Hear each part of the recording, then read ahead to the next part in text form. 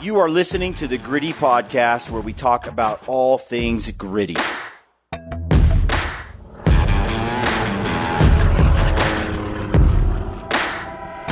Welcome to the Gritty Podcast. I'm your host, Brian Call, and I'm joined here with Brad Hunt. And today's podcast is the third panel discussion we recorded at the Western Hunting Summit. And the panel consists of legends like Brian Barney, Sam Davis, yourself, Ryan Lampers, Hillary's on there, and then Mark Livesay. The great Mark Livesay. Yeah. So I wouldn't consider myself a legend, but we have a great panel of dudes. And again, this is at the Western Hunting Summit put on by Ryan and Hillary Lampers, where a ton of people get together and they get sort of one-on-one time with various experts in hunting who share their put on seminars, discussions, teach first aid, teach e-scouting, hiking, fitness. You're getting that one-on-one time because there's guys that's not on the panel now, but you get guys like Joel Turner that are there. Yep. You're getting one-on-one shooting time. And you've got guys on the panel like Brian Barney and Sam Davis that are just inspiring. Yep. These guys are badass archery hunters. We did a podcast with just the two of them earlier. Go back and listen to those. If you didn't catch the podcast with Livesay and Amy, right, Mark and Amy Livesay, or Mike Mutzel or Joel Turner, we recorded all those at the Western Hunting Summit. They're great episodes with people who know their stuff, and very entertaining, inspiring type shows. So check those out. The panel discussion is great. The audience asks a lot of questions. We try to answer them. Mm-hmm. And you get a lot of different opinions on things as well, because each of us have different skills and different backgrounds. So exactly. It's a great show. Hope you enjoy it. Before we get into that, use the code GRITTY over at Peaks Equipment. If you don't have some gaiters, some poles, headlamps, check them out. Use the code GRITTY over there. Use the code GRITTY over at Go Hunt and get yourself the Explorer membership at the least. If you don't get what's the big kahuna? The Go Hunt Insider. The Insider membership. For $50, you can get the Explorer membership. It's the new membership mount that Go Hunt has put out, and it's got basically you get Go Hunt maps with that membership. Yeah, all 50 states. Some of the features, you can download a whole unit. So say you're going hunting in a unit, you can download that whole unit with just one click. Yep. And then offline maps. Use the code GRITTY over at Graxaw to get these sweet game bags. We've been using them for years, or a pair of boot dryers. Get a pair of those. Use the code GRITTY. Oh, goat knives. That's another one. We haven't mentioned much, but that neck sheath that Brad has, pretty slick, and I love that system. You can get a disposable blade knife as well. Get that put into your kill kit along with the Graxaw game bags. You're pretty well set. And then right now, Dark Energy, get a battery pack. And we keep talking about this. You can't use the code over there, but Anchor has put out the PowerPort 3-panel solar panel charger. You combine that with a Dark Energy battery pack. That's the system. And the price just keeps going up. I know. It's like $80 it's $80 now. now, yeah. It's because this freaking Let's Go Brandon situation. Let's just call it inflation. And so ridiculous, because I think I bought it for under $70, 65 you bought it for like or something. 60. I bought it for like almost 70, and now we're up to 80 people. Gas is up 59%. Yeah. So, you don't want to wait much longer. That's why that deal at Mountain Hops is pretty good. 30% off, free shipping, and enter to win a prize. Just a couple more days for that. Use the code GRITTY over at Stealthy Nutrition. Ryan and Hillary are huge partners, dear friends of the show, and they are making some great products. I have mentioned many times these Cbd Sleep Gummies, the sleep support. I love these things. Check those out. They're not melatonin based. They give me a nice 8-hour sleep. They're refreshing. They're just the right amount of everything. And then I like the roll-on CBD roll-on gel. This stuff will make your eyes burn a little bit, though, make your eyes water. But you rub this on the sore muscles. It's surprisingly effective. Krill oil, all that stuff, rifle covers, glassing pads, all of that over at Stealthy. Check that out. And if you haven't heard of All In, we did a podcast with this new company that just came out with a slick new product. It's a digiscoping device. I think it crushes the competition out there. You'll want to check it out. If you want to get yourself a new digiscoping device, it's magnets. They line up perfectly with your spotter. It's a no-brainer setup. It's revolutionary. use the code Gritty over there at All In and get yourself a new digiscoping device, and you'll want to. It's that good. No, it's like, why has this not been thought of? Yeah, a long time ago. Every once in a while, an invention comes along. You're like, why did it take this long for this to come out? Yep. So check that out. All these partners can be found in the description field below. Yep. If you go and to our YouTube channel, you can always find those there. Check out our films that are dropping right now. Every Sunday, we're putting out new films. Yep. So check those out. All right, let's get into this panel. Let us know what you think. Like and subscribe to the channel if you're not already. Leave us a review on iTunes. We appreciate all that. Thanks for tuning in, and stay gritty. Welcome to the Q&A session of the Western Hunting Summit podcast. It's the end of the summit, basically, and here we are all together. Got the panel up here, and we want to hear some questions, and we'll do our best to answer them. And Dom, Seth, you young guys, I expect you guys to ask some questions too. This isn't just the grown-up session. We're going to try to be quick because we just have about 45 minutes or so. But Brad is going to walk around with a little microphone, and when you got a question, ask it through the microphone, and then to anyone on the panel you want to talk to. So to get started, let's go around the horn just to introduce everybody. I know you know most of us. Some people listening or watching this podcast, though, won't know. So Mark Livesay, who are you? Mark Livesay. I'm Treeline Pursuits, and then Treeline Academy is my online education platform. Teaching us about scouting, e-scouting. Today we talked about DIY meals, and yep, we've got a bear course combo coming up in the next, hopefully, months. Yes. But, yeah, good stuff. All right, I'm Sam Davis. I'm just another bow hunter. Ryan asked me to come on this and speak about consistency while bow hunting and kind of consistency in everything I do. It's an honor to be here with these guys. And not just another bow hunter. A lot of us are bow hikers. But, yeah, you got an impressive resume behind you. Lots of experience killing big game with the bow. Thank you. So impressive, Sam. So I'm Brian Barney. Eastman's Elevated is the podcast. Backcountry bow hunter, sharing my passion for bow and arrow and trying to stick some trophy critters. Ryan Lampers. What am I? Who am I? Stealthy hunter. Stealthy hunter. Yeah, I guess what do? We make videos. Hunt, Harvest, Health podcast. With Brian, we do Hunt, Harvest, Health. He doesn't do the Hunt, Harvest, Health podcast. I do the Hunt, Harvest, Health podcast. Husband the host of the Hunt, Harvest, Health podcast. That's right. Yeah. So, yeah. Yes. And also killer extraordinaire. I am host of the Gritty podcast, Brian Call, the Gritty Films. I mostly have been doing this, 7-8 years. Enjoy it. I'm a hard-working hunter, but probably not quite at the level some of these gentlemen are. But I make up for it with a little bit of grit. Oh, and I guess I'm Doc Hillary. I am the host of the Hunt, Harvest, Health podcast, and I'm not quite sure why I'm on this panel because I will not be able to answer any of your hunting questions. But if you have any health questions, I'm here to answer those. And Ryan and I are the founders and co-hosts of this event, Western Hunting Summit. So this is our brainchild, and it's produced a lot of amazing children. So, this is what we live for every year, is to hang out with you guys and have community. It's probably one of the most important things that we do these days. Yeah. All right. Questions. Don't be shy.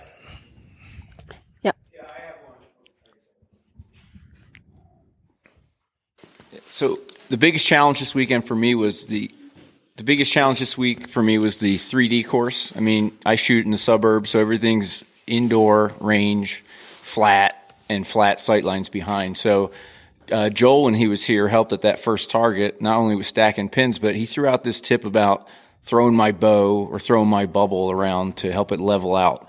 And I forgot the tip, to be honest. So just clarification on how you guys level the bubble out with uneven footing and uneven sight lines. Yeah, so if you have a side hill that slants high on the left side to low on the left side, as you draw back, as you start to to level your bow, it's going to feel really awkward because your brain is trying to compensate from that angle of the side hill. And so as you draw back and you look at your level, you go, wow, I'm way out of level. And you've got to tilt the top cam of your bow into that side hill a long way. So that's really awkward. So the tip is that when you draw your bow, you draw with your top cam into that hillside out of level, as it's easier to come back into level. So if you have a hillside that slants, let's call it from the left side high down to the right side low, you will draw with your top cam into that hillside, and it's way easier to come back to level this way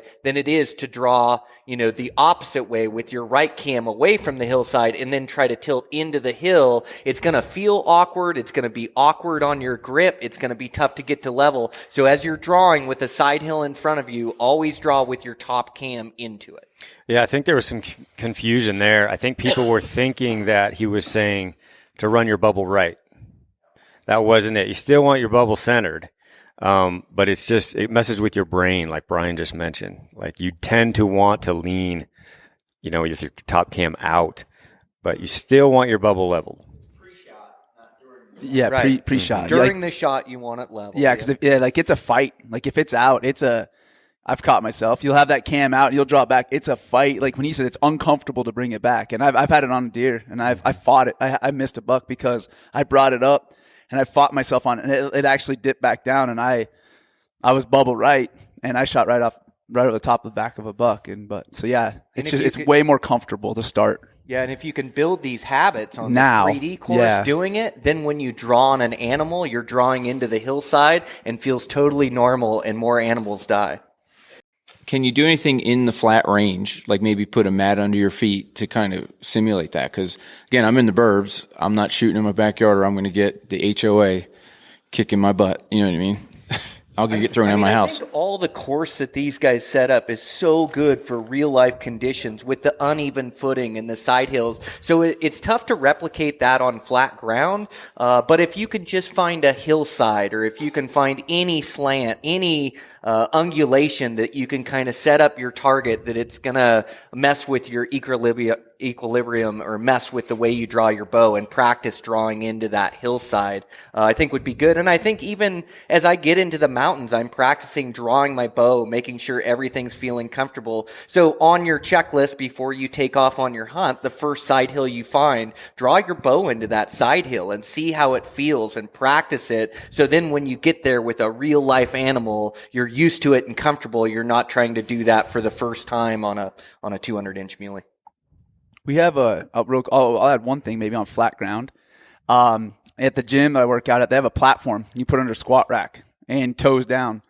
And I would say it's just a 2x4 with say 3/4 inch plywood on top of it. So you're 5 inches off the ground. Your heels are up 5 inches. I don't know, your target's still going to be level, but your toes being down, your body's leaned out as if you were standing on a hill. I know that works the front of I know that works my quads just like I'm coming downhill. So maybe mess around with it, because it's uneven footing. So that's a reality check anyways. So it's not going to hurt you, but maybe build something like that, or get your heels up higher than I would say 2 inches. Get your heels up on something to where your toes down too, or toes up. That'll make you pull that shot. Usually if you got toes downhill, that shot's going to want to creep whichever direction your toes are up or down. So I don't know. I'm just throwing out there as something. Maybe if you're literally limited to flat ground, maybe try getting your heels elevated and see what it does for you. Just see when you draw back, man, it is kicking my left. Maybe that'll just make you lean back into your draw. And I shoot off 1 foot too, like a flamingo. Yeah, and that it sets me up for this uneven footing, and it gets me used to my aim not being perfect and still executing shots. So I'll shoot a lot of one-legged shots, or I'll put my leg up on a rock or up on something just to get used to that uneven footing, because you guys all felt how tough it is when you can't get your feet level and together. So that's something I practice as well. I think on the same note here is, if the idea is to try to mimic what you might experience outside, recreate those things in a controlled situation and see what happens. Getting your heart rate up is another one. You just run, do some sprints, push-ups, whatever. Get up, shoot when you're breathing really heavy. That's that's more closer, at least for me, when a big animal comes in, that's closer to my state, my status in the human body than just standing there calm and shooting. Another one I see is a lot of guys will go through all these 3D ranges and they'll shoot and they'll get really good. But then in the field, they're 100% shooting from their knees or their butt or something. Like the animal's there and you're crouched and you're hidden. They never practice that. They only practice like standing. And I've shot a lot of animals kneeling down. I figured out. I like to kneel. I like to be on my butt. I don't like to be up on my knees. Anything I can do to make my foundation more stable in a seated, or you might find that when you sit down, you're really unstable. When you're on your knees, you're really unstable. Figure out what position down low does work for you. Like practice all that stuff. How many of you guys did well on the 1 minute hold? Did you guys all struggle on that? Anybody? That's one of the most important ones for me, especially elk hunting. Not so much on the mule deer that I've found, but for elk. Oftentimes, you're drawing as their head's coming behind something, and then they just hit the brakes, and I found myself holding for long periods of time. In fact, we showed a film last year. I don't know how long I ended up holding on that, but it took a minute and a half, maybe 2 minutes before that bull actually gave me the shot. And it was like a 3-yard shot, but it really helps. It's good to practice because I've noticed a lot of guys, when that timer goes off on 1 minute, they just let her rip. Like they just lose it. As soon as the timer goes off, they just let it rip, and it's very inaccurate versus keeping focused for that entire time till you get your perfect shot. I used that video in a seminar once talking about it because that bull is coming up the hill and it's doing some behavior. You can tell it's coming in. I think you whisper and you say, "This bull's coming," and it's starting to come up the hill, and the guys around yours. Well, first of all, you come over the top and the bull's down there, and everybody's like, "Should we call? Should we call?" And you're like, "No, let's just not let it know we're here." And then it just started coming up because you actually had some cow calls behind you from some real elk. We stomped our way up this ridge. We made some noise. Like we were kind of like Joel said the other day in that discussion, stomping on everything. We're cracking branches. We sounded like a herd of cows coming up the ridge. We never called. And then we got to our position, and that bull had heard that. And so he just assumed we were, some other cows. So he left his cow, and I knew he was going to come to those noises.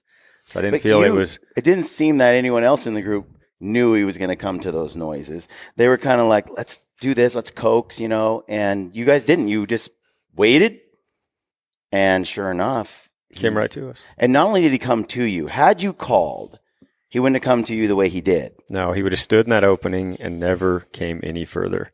And he would have wanted to see what was there. But where we were breaking branches, we were on the other side of the ridge, and we snuck up and over and got down into the face to where when that bull came up, I think he was 37 yards in the wide open. He didn't think that we were on this side of the ridge. Now he still thought we were on the other side. We hadn't made any noise once we crept over. So he was just going to see what was on the other side of the ridge. Well, he had to go right through us. So it worked out. I've watched that video over and over. I did the edit on it. I watched it over and over, and I still watch it now. We'll make it public soon.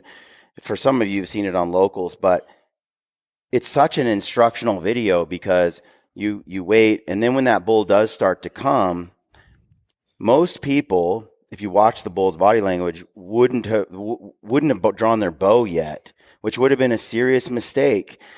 And I can't believe how long you're at full draw because I need to work on that. Because when that bull comes into the opening, he stops, and I swear he's looking right at the camera, right at you guys. And he just stares right at you for quite a while. Mm-hmm. Now, he's watching. If you tried to, there was no point from then on when he walked to 3 yards of you or something? There was no time to draw your bow. Had you not drawn it before he crested at the 37-yard mark, you wouldn't have been able to draw, and you would have lost that opportunity. I don't see how you could have pulled it off. Right. Yeah, and you hear this years of experience, these instincts, this intuition these guys have. Ryan has been full draw on a bunch of bulls, and I bet you he's been busted by a bunch of bulls because he didn't draw early. You've got to draw when their head's behind a tree, when they're coming in, when they can't see that movement. And if he lets down at all, the gig's up. And I've actually drawn on bulls, and I've actually had to close my eyes and hold the back of my neck so I don't let down my draw, just waiting for that bull to take one more step.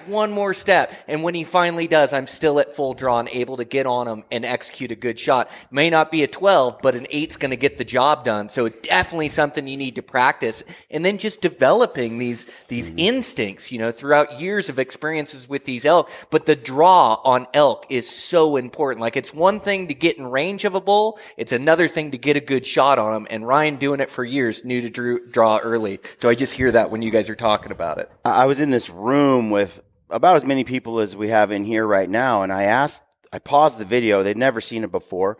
Bull comes up, and I think when the bull stops and looks right at you, he's quarter in two. Mm-hmm. It's probably the worst angle you can try to make work, but it looks like you're busted.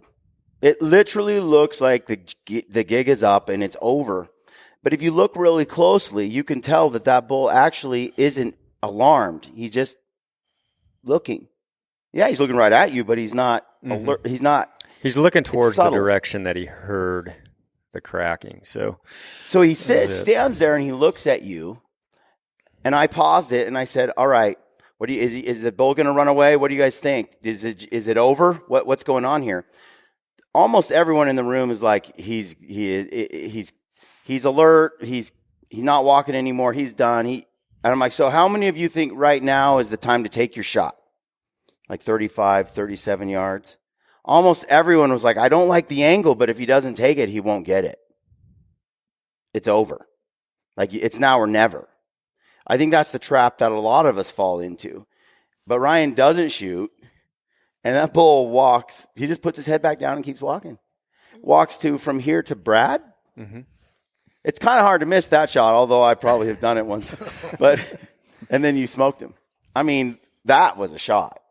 That was the shot you waited for.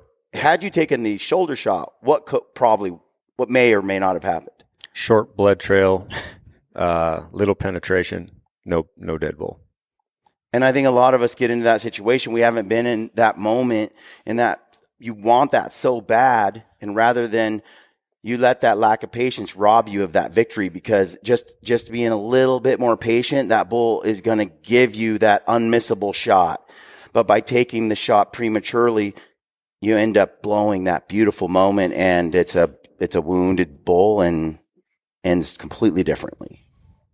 I mentioned this, a couple podcasts ago, guys. For me, what I do, I shoot a lot when I'm on the hunt. You guys all were carrying arrows in your packs, right? Like maybe a couple, well, some of you had less arrows at the bottom than you started at the top with, but I saw a lot of you with a couple arrows in your backpack. Guys, it's super light. I always have a couple arrows in my pack like that, in addition to my quiver. So I always run a blunt or a rubber tip. I shoot at all kinds of things during the day. You wouldn't believe how much you got one shot. How many of you guys shoot? I'm going to take another shot, and then finally you're in the 12 ring, right? That ain't the way it's going to work out there. So I find the side hill and those angles and tilting, if I just take a couple shots a day into something, I try not to break arrows, but shoot into the dirt, looks like a rock.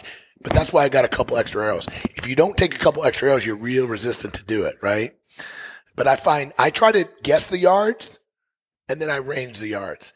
I had two friends of mine, miss bulls at 20 yards because they missed the opportunity because they ranged the freaking bull. I said, why did you range that bull? He's right there. Oh, we're just wired. We got to range it. He's right there. There's no reason to range. But they're just in their mind, I can't let an arrow go unless I push the button, right? Yeah. So I shoot a lot of blunts. I shoot a lot of grouse when I see them. I think that just keeps you, then when the moment comes, you're like, oh, I've been shooting, you're confident. And if you have a bow problem, you're going to pick up on it much quicker. If you've got a sight been knocked off, you're going to know it. So anyway, that's one thing I do a lot of. Yeah, and expand on what Mark just said, the ranging throughout the day. Generally you're going to have a chance to range, especially on mule deer. But elk, sometimes it's really tough to get that, in the moment, get that range, pulling your hand up, all the things. But so we find ourselves always tapping trees, just as you're hiking around during the day, hunting through the woods. You'd be surprised after a few days, you guess, like Mark said, guess the yardage, tap it, see where you're at. You start getting really, really good in that environment at figuring out, I know exactly that's 30 yards, that's 35, that's 40. But when you first start out, like first day, you're generally off a little bit. But after a few days of doing that, you get really close. In range finding's an art. Like, how many guys had a misreading on a target and missed it because they didn't have the right range? That happens in the hunting world all the time. Like, range finding is something that has to be practiced. You have to practice shooting through the grass, practice getting the right range. So when you get in range of an animal, it's not your first time range finding this animal. So pay attention to that range finder. It accounts for a lot of misses of us pros of not having a good range finder. At least me, I'm good at executing my shots. If something bad happens, it's probably because I didn't have a good range. And through the years, I've really worked on my range finding skill set, and it's paid huge dividends. So I noticed how many of you guys, you saw how the course was laid out. We're just getting grass. You couldn't really even get through the grass, like on the caribou shot, for example. A lot of guys, as your rangefinders, weren't getting that last target. You were just hitting grass. It was like 26 yards versus a 52-yard actual shot. So that's one thing I've heard Barney on podcast talk about. When you're sitting down in the grass, tall prairie type stuff, and you just can't quite get that range through the grass. The rangefinders now, they've got the capabilities of pushing through that grass and grabbing that last range. At least mine does. Yeah. So I noticed a lot of them didn't have that. A lot of them were set to line of sight, and that was also a problem. Or ballistic. True ballistic range. True ballistic Some range. guys don't know how to run their rangefinder. If it's on TBR, you're going to have a different range on these angled shots. Some don't have bow mode. Like, that's how my big. So even like the bear, where I was getting 44 yards, the guys that had it on rifle or TBR, they're getting like 48, 49, something like that. That's a big gap there. When you guys get to these 3D shoots, the first thing you do when you step up to that pin, don't grab your rangefinder. Look at that. Like, when I learned shooting 3D courses as a kid, there was no range finding. Everything you had to judge everything, and there would be a maximum. So like most of those archer shoots, the maximum distance you knew was 50 yards. So there was a good gauge, but at all the IBO competitions I ever shot in, there were no ranges. So I grew up when I first shot these guys, nothing in age, they didn't have rangefinders at all when they first started shooting their bows. Or you had this thing, you had to like dial it, and it would align two goofy things, right? Well, I had one of those when I very first did. But like all these 3D shoots, I learned ranging, and I'm not Levi Morgan. I can't tell you 52.5 yards, but I guarantee you I can put 50 yards. I can figure that out. Think for me, there's all sorts of things. I learned different techniques. You get up there, you look at that target. What's halfway? Halfway, 30 is a lot easier to judge than 63 yards is. So when I roll up to any of these targets up here, there was that antelope target that was over that hill. And I called it 54 yards. It rolled up. I could see 25 yards. I could see what 25 yards looked like. Doubled it, and I doubled it. Sat just in front of, like, right where that hill dipped, and I was like, he's probably 3-4 yards past it. That's just a technique that. You want a range, yes. You want to know the exact range, but there are going to be situations. I'm going to say that, like, the closer they are, the more less critical. Let's say that's not the right word. The closer the animal, sub 30 yards. When a big bull elk is sub 30 yards, there's a pretty good idea. You can look at a 15-yard tree, 15 yards. You're talking like he's double that, or you got a 20-yard, 25-yard shot. That's a lot easier to judge when they start getting. But then there's a lot more chance he's going to catch you ranging too. When you got a bull out there at 50 yards. About everybody's maximum effective range. Guys say they can shoot whatever, but you start getting 50 yards is a long shot. You start getting that 50 yards, 40 yards, you might get away with a touch more movement. So it's always something, I guess, to have. But when I get up to a pin, I shot with Barney last 2 days, I don't pull my rangefinder out right away. Like, I'll get up there, I'll look, like, on the 3Ds, I'll look at it with my binoculars, I see where I'm aiming, but then I, like, look at it, and I'll eyeball it. I get in some 3Ds where it's against my buddies, and they can run rangefinders, and I can ask my wife. I'll dedicate it so I won't shoot rangefinders, just see if I can beat them on range, knowing that it's a 50-yard maximum. But that's helped me tremendously. It's the same idea, walking through the trees, looking at a tree, hitting it with a range as you hunt and guessing. But it will blow your mind how good you guys get at it. If you don't always trust that, do it on a 3D course where you can then justify or double check it and make your shot. But try it, just practice it. And dude, I'll tell you guys that's one thing for me that I feel very confident about is or I'll break it down in 10 yards. I know what 10 yards looks like. Think of a football field. Any of us that play sports, I can think of like 10 yards, 20 yards, 30 yards, about halfway, 35-yard shot. Like, anyways, that's one tactic that I use. And I would say on that same note, I've shot it with a lot of great archers through the years, and they've shared stuff with me.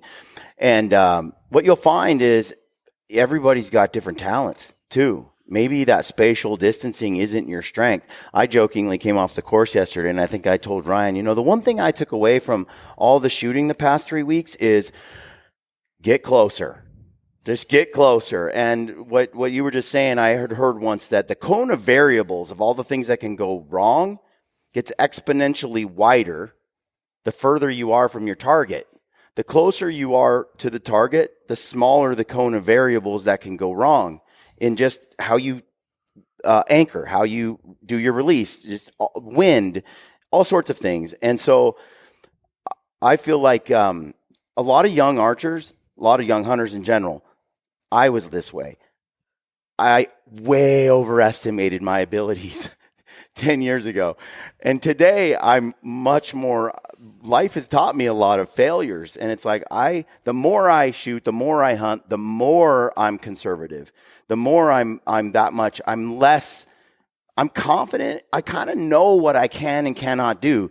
Back to what you were saying, like if you do what Sam just said and you practice and you go out and you're like 30 targets and I am not going to use my rangefinder.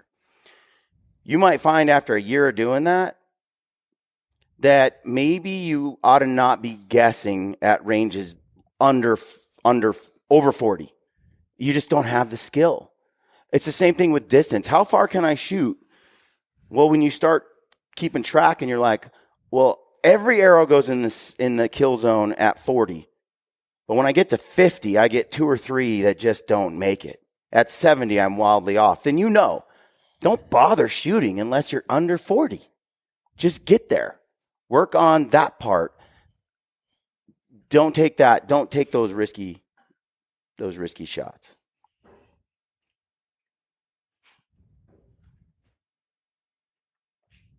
I was just wondering, how do you guys learn to focus on those shots that are really hard and you guys can focus on those? So I focus on, I have a shooting process that I've built that I use no matter what, and I can use in high pressure situations, I can use on tough targets. And so instead of focusing on the difficulty, I focus on the steps that need to happen. So my steps is draw, anchor, and when I say anchor, I'm aligning my peep with my sight, and then I level. So then I level my bow. I put the pin where it needs to go, and when I'm using a similar process to what Joel teaches, it just took me 20 years to realize it. But I draw, I anchor, I level, put the pin where it needs to be, pull, pull, pull, and then the shot breaks. No matter what the shot is, no matter what the distance, no matter the difficulty, those are my steps I'm going to go through, and I'm going to talk myself through that shot, and I'm not going to get nervous. I'm going to focus on this shooting process and not focus on the buck's horns or the difficulty of it. I'm going to go through this shooting process, execute my shot, and hopefully make it. Great question. It's funny.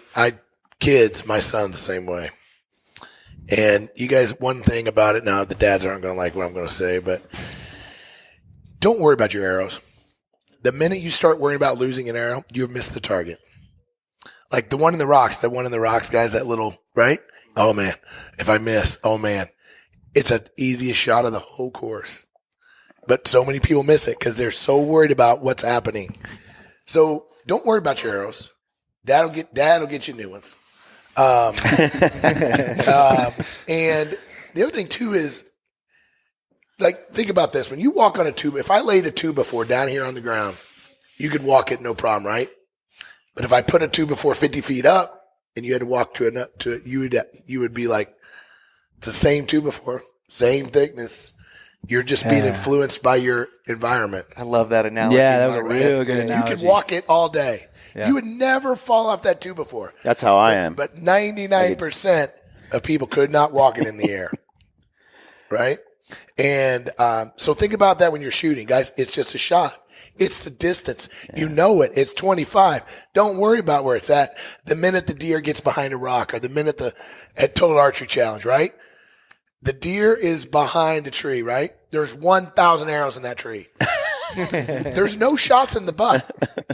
Why? It's the same distance. Why are they not shooting right? Because they can't take their eyes off the tree. When they draw, all they're thinking about is, don't hit the tree. Don't hit the tree. And all you're doing is aiming at the tree. It's like walking a train wreck. You just can't look away. Right? I mean, it's true. Just look what you look. And these guys don't realize it, that they're doing that. That Brian's like, he's not influenced by none of that because he just learned. He doesn't know why. I always say this about Ryan. They don't know why they do it. They just do it. So part of our job at this summit is to have this panel of people and try to. It's a challenge for some of us, not so much for me because they're way better than I am at all this stuff. But sometimes we, with a lot of experience, have to step back and think about why do we do what we do and how do we do it? We just take it for granted. We just do it. We just do it. We just do it. But I noticed the kids. Oh man, I don't want to lose another arrow. Oh, the rocks. Oh, my son was. The best thing I did. He shot great yesterday. Was to step away and sit in with Barney. He shot great yesterday. The dude wasn't moving up. With me, he's like, Dad, I want to shoot at 10. But with Barney, he's like, oh, I'm with the big boys. I just got to let it fly from here, right? Now he lost a few arrows, but I told him, he said, Dad, I lost two. Dude, quit worrying about the arrows. Just start shooting. So anyway. Look at where you want to shoot. Like, you're not shooting at that tree. You get up there and you always hear, like, pick a spot. You know, everybody tells you pick that spot. Well, at 54, I don't remember that moose across the draw, that small moose is standing broadside under a bush. It was hard to pick a spot. You got a dark animal in a dark shadow. It's all just dark. The one thing you know you want to do is you want to hit behind that shoulder, right? That's where you want that arrow to go. So you follow up, look for that front leg. That back side of that front leg is going to take you up. Then you know you want to be middle of the body. So you got your pin sitting right there. I don't care if there's bushes behind it, if there's a rock covering his butt, rock covering his head. You are worried at that spot behind the shoulder. No matter if it's on a flat and you're in your backyard, you're still aiming at the back of the behind the shoulder. If you're shooting at a bear or an axis deer across the pond off of that hill, your very first shot, the very first day, you're still aiming behind the shoulder. Just that behind the shoulder shot is the only place you want to put that arrow. So always think of that. The shot difficulty, you're going to have a little bit of ups and downs, but you're still aiming behind the shoulder. You go through your process that you learned. And you just focus on that spot, like Barney said. And that the process is the same every single time. What you're going to do, don't focus on anything else. When you start learning how to drive a car, you're going to look at the middle of the road. You start looking at the linear post, you're probably going to hit one. So you start riding a snowmobile. These guys ride dirt bikes. You start looking at the tree that you got to get your handlebars just. So you're probably going to catch a handlebar on the tree. So you start looking at that trail, focus where you want to be, look through it. It's the exact same thing. You're looking through that to see that arrow get to that spot behind that shoulder. And that's why I said it's going to be hard to focus on a spot. That axis deer, yeah, you could pick a white spot out on that axis deer. Those bears, they had just a bulge of muscle that they had formed in that 3D target. It was right where that back of that 12 ring was, right? So you have spots sometimes. The way the sun's hitting them, then the shadow cuts just perfect right off the back crease of an animal. You have a spot to aim at. But sometimes you get a flat black bear, you get a flat moose, you get something like that, it's hard. A nice, shiny, clean whitetail deer, walking, there's not much, he's tan, but there's not much to aim at. But you know you want to be center of body, up and down, behind that shoulder. Just that's your spot every time. And that'll get you there. You keep focusing on that. Don't worry about all the other variables, shooting across ponds and all that wildness. And you just focus on that, and you'll get there. Good question. How do I put this? So ideally, we want to hunt like backcountry animals, but sometimes there's like great opportunities you come across to hunt like a suburb buck. And not long ago, I heard this talk about that there's a risk of catching a disease like such as a toxoplasmosis, if I say it right, that these deer can get from feral cats that might live in the suburbs. Is there a real danger of that? How big is it? And is it even a concern? You're going to probably get sicker eating beef that we process in our slaughter plants than you're ever going to get from a wild animal of any kind, in my opinion. But I'd never heard of that with the urban deer. I shoot a lot of urban. I'm from Missouri. I mean, we just shot does right and left. I mean, I've never shot an urban deer, and or a backcountry deer. I mean, I think in Kansas, in some of the, what do you call it, the breadbasket of the nation or the Midwest where there's a lot of farming. I mean, they crop dust those fields, and we're all eating those deer that are eating those pesticides and other things. In general, I think I just like Mark said, I'd rather just eat something I took, even if it is an urban deer, than buy stuff from the grocery store. That I trust the least. And I think something like toxoplasmosis, even if they did have it, as long as you cook the meat, it's kind of like trichinosis. You're not going to be dealing with that, Yeah, I think canning. But I think a large percent of the population has toxoplasmosis. Actually, it's really common. Like what they say in France, it's like over half the population or something has toxoplasmosis, because that's why the French are crazy, because they all have some brain disease. No, so like I think man, that was good to hear. I've actually been to France, and yeah, they're a little mean to us Americans. That's probably our thing. But no, I'm just saying, like, it's. So I think sometimes maybe you would get it, but it would be hard pressed to not from any meat that I'm concerned with. I chop it into cubes, hand it over to Suzanne. She puts it in jars, and she cooks it for like an hour in a pressure cooker at 90 minutes. Hour and a half. Same thing. At 100 degrees, or what is it? 100 degrees. Pressure canned. Pressure canned. Temperature doesn't matter. 15 pounds, whatever. Anyway, it kills everything. And that's what I do with game that might have an infection or that I think is a little off, or I just nuke the heck out of it. And the thing with game meat is if you take deer or elk, like a lean ungulate meat, it's really not very good if you cook it all the way through. It's kind of meant to be eaten rare. When you have a meat like that doesn't have a high fat content, it doesn't make for a very tasty meal. It's meant to be eaten semi-raw, rare, medium rare, that kind of thing. So the great thing about slow cooking or braising wild game, cooking it in a crock pot or in a pressure cooker, is you're able to break down that tissue. And even though you've cooked it to a safe temperature, it's not tough anymore because of all that long braising process. And then you can do other things to it and add your flavors, other fats to it. Yeah, and we had a talk on the Hill, quite a few talks about canning. For some reason, we talked a lot of canning meat during our 3D shoot yesterday. And we were talking about like the legs, and how difficult those can be to cook, and yet how easy those are to cube up and just toss, everything in there, the silver skin, everything, and it comes out good. You're not chewing on the silver skin or having to trim off all the silver skin. Those lower legs and shoulders, really easy, and probably the best way to do them is to can them. It's magical. I don't even know where the silver skin goes. I just throw it in the jar, and when it comes out, it's just like a man. It'll add, guys. If you can your meat in addition to it'll add 10% to your. And who's got all that freezer space, right? I like hoarding jars of meat in a food storage area for years and years. That's a Mormon thing. Yeah, true. Oh man. So this is kind of a broad question, but we touched on elk the first day a little bit. But as far as glassing strategy for mule deer, say early season. What are you guys looking for? I mean, I know kind of high country and whatnot, but where are you looking first in the morning compared to say the evening? Yeah, so you get good at identifying elk terrain the more time you spend in elk country, and elk.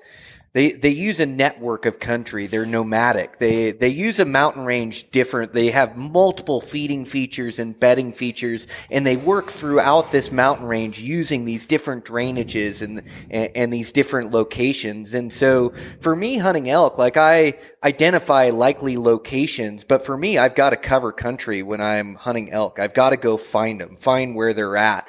And so, you get good the longer you hunt bucks, the longer you hunt elk, identifying this key terrain, this key elevation, and you're looking for good feed and good green grasses. Like these elk, they need this meadow grass to, they're a large ungulate. And so they like to come out in these openings. And this is really where I key into elk, is I'm looking at them at openings. Like every spot I hunt has meadow grass and openings and meadows that these elk come and feed. And these elk do a lot of their feeding at night.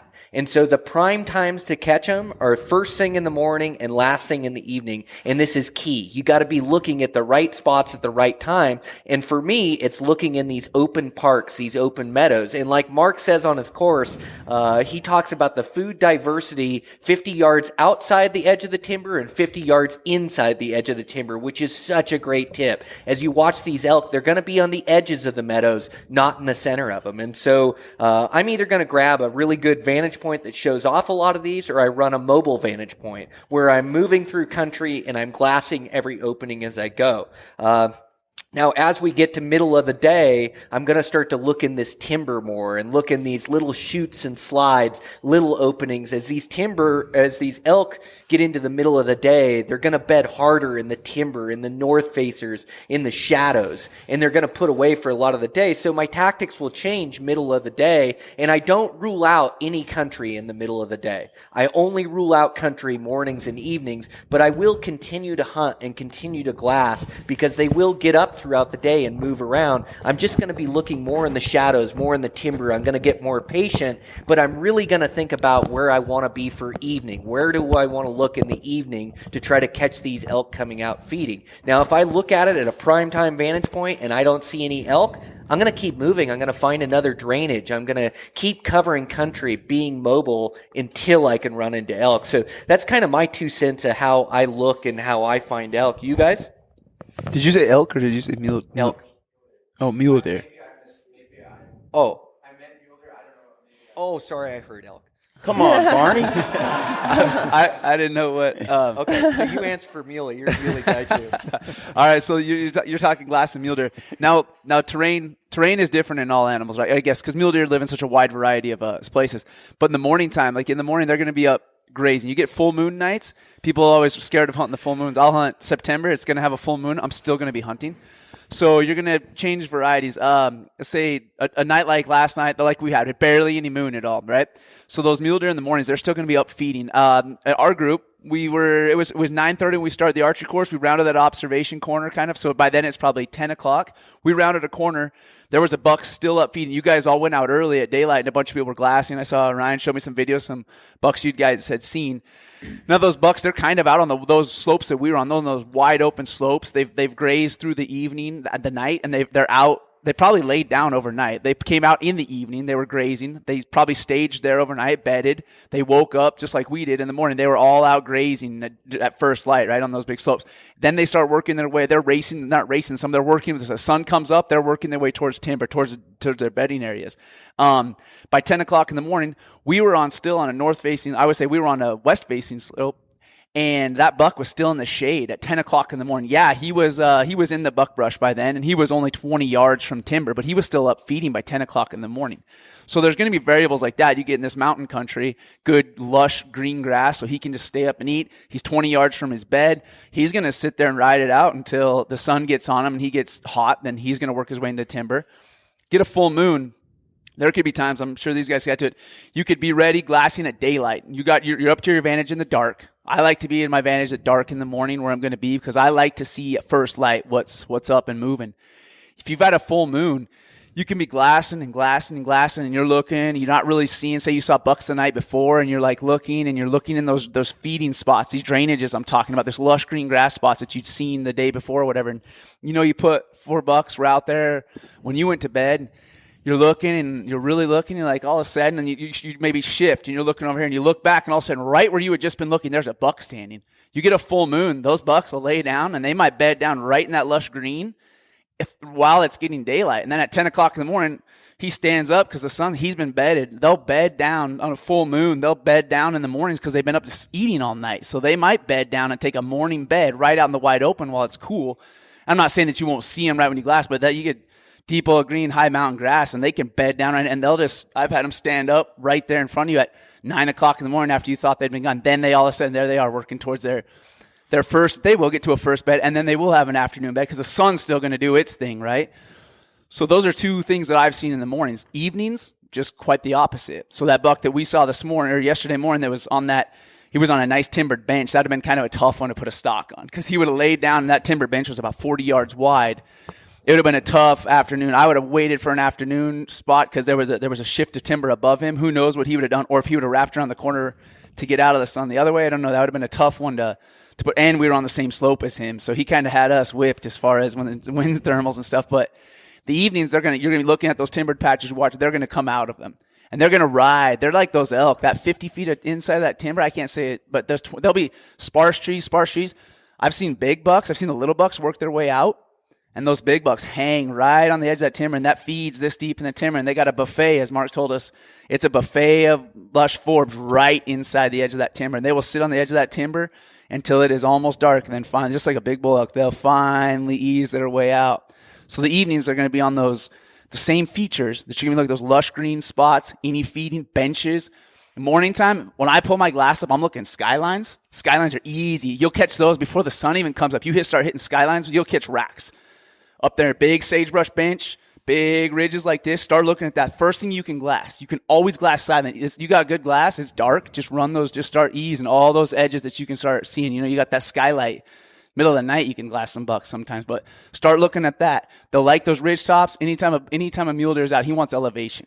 Bucks depend on their eyes. They got big ears, but they like to be higher than you. That's why bucks are always bedded up, tight against something. At the top, two jumps, they can be over the ridge and out.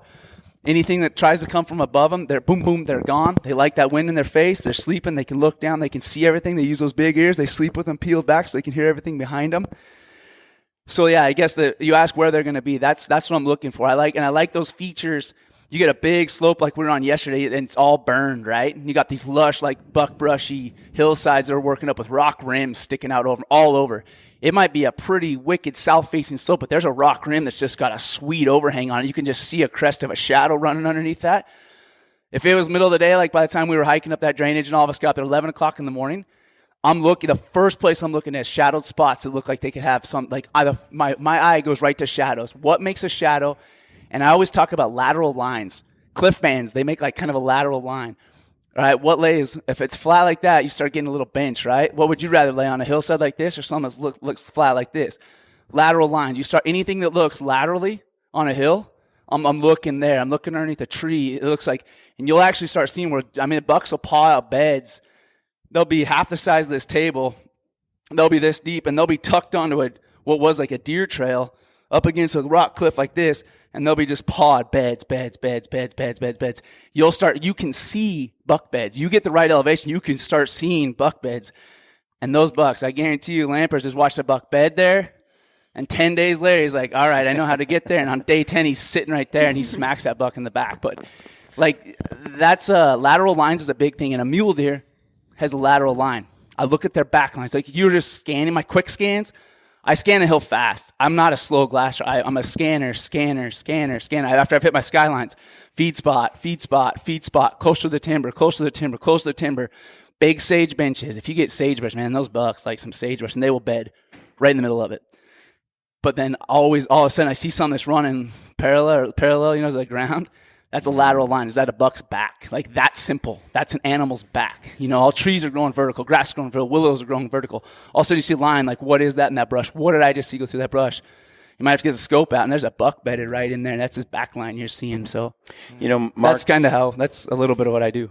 That's excellent. I was hearing Mark talk about it, about how some of these guys just do what they do and not necessarily know why. When I first hunted with Ryan, for mule deer, he'd be like, there's 15 deer on that hill, and there's 20 over there, and there's 3 over here. And I have maybe seen one of these damn deer the whole time. And I'm looking right through them, right past them. And I think that one thing that you want to know where they're at, but I challenge that perhaps they're right in front of you and you're not seeing them. So maybe you guys can share how it is that you actually, let's say there's a deer there. Because the thing that drives me nuts, Ryan's witnessed it. It's like, he's right there, Brian. He's running, and I am looking right at it, and I cannot see it. And there's nothing that makes me more frustrated except holes in my air mattress. So, Ryan, well, I think, and Sam, I think, early season to late season, right? I think early season they're always going to be they're going to be bright red. They almost glow on the mountain sometimes during that early archery. When they really become tough is when they go gray coat. Late season, they're rutting, weather gets garbage, and they can be right in front of you. And if you don't have those game eyes on, if you don't know to look for that color and really slow down in your glassing to try to pick out that color, these bright coats aren't there anymore, so they don't jump out as much. But those older bucks, late season, November type hunts, late October, it really is important to know you're looking for something that looks like almost a rock, that same gray, gray color to it, brown to gray. And like yesterday, like what Sam was saying about looking under those ledges, I think Mike was with us.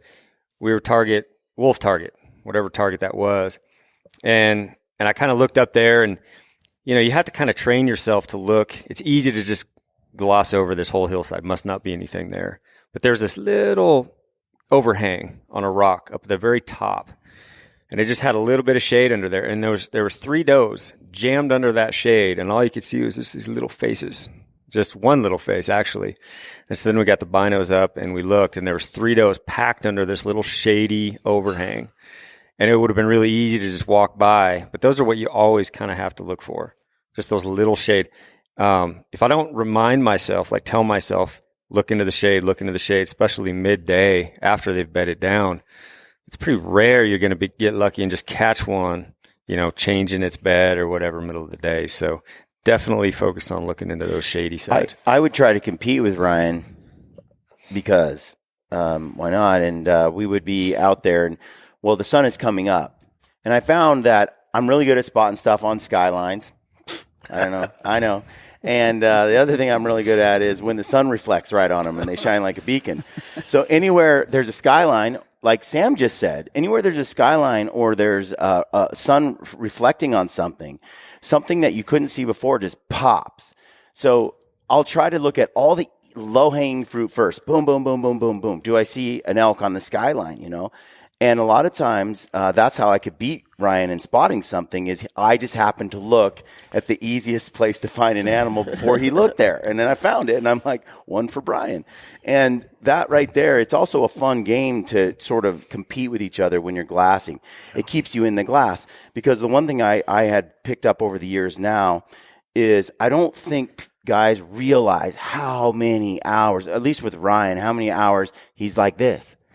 And you feel guilty if you're not doing the same thing because you got to pull your weight. You're sleeping behind Plus, your binoculars. it's whoever sees it gets to shoot it, so you got to see it first. No, that's not true. Well, true. There are with some. Brian, sometimes there's a list. But you sit there and you glass, and there's so many hours of that going down from morning till dark on a 7 or 10 day hunt. It's relentless.